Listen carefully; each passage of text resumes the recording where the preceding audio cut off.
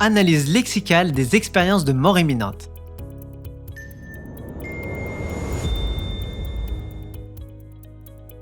Alors que la science et la religion discutent de ce que sont les expériences de mort imminente, EMI, l'expression elle-même et l'identification de ceux qui ont survécu à cette expérience restent encore à définir.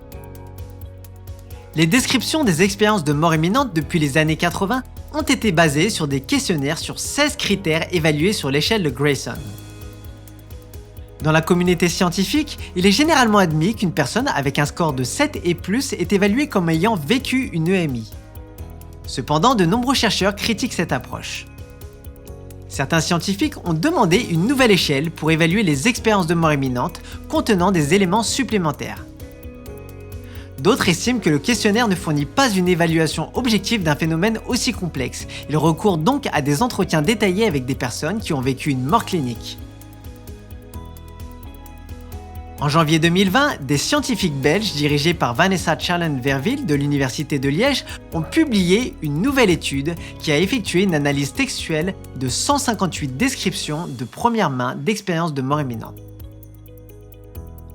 Une partie de l'analyse a consisté à identifier les mots-clés que les gens utilisent pour décrire leur EMI. Comme les résultats l'ont montré, ces données ne coïncident pas toujours avec les données du questionnaire de l'échelle de Grayson. Par exemple, 46% des participants ont utilisé le mot « rien » pour décrire leur expérience, ce qui en fait le 6e mot-clé le plus populaire sur une sélection de 30. Des mots comme « tunnel » 35%, « amour » 30% et « peur » 24% n'apparaissent pas non plus sur l'échelle de Grayson. Les mots les moins positifs étaient « noir », peur et mort, même si l'on croyait auparavant que les évaluations négatives des expériences de mort imminente étaient rares. D'un autre côté, les termes religieux Dieu, ange, etc. n'étaient pas inclus dans cette liste. Le mot le plus populaire était léger, avec 66%.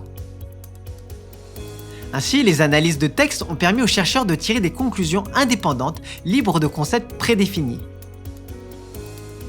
En plus de la méthode principale, cette approche est sans aucun doute prometteuse. L'étude a été publiée dans le journal PLOS ONE en janvier 2020. Phase Today est le premier média de news sur la phase, rêve lucide, paralysie du sommeil, sortir du corps et autres états de phase. Alors pour ne rien rater des dernières découvertes, abonnez-vous à la chaîne et suivez-nous sur les réseaux sociaux où nous publions des news tous les jours. Tous les liens sont dans la description. À bientôt!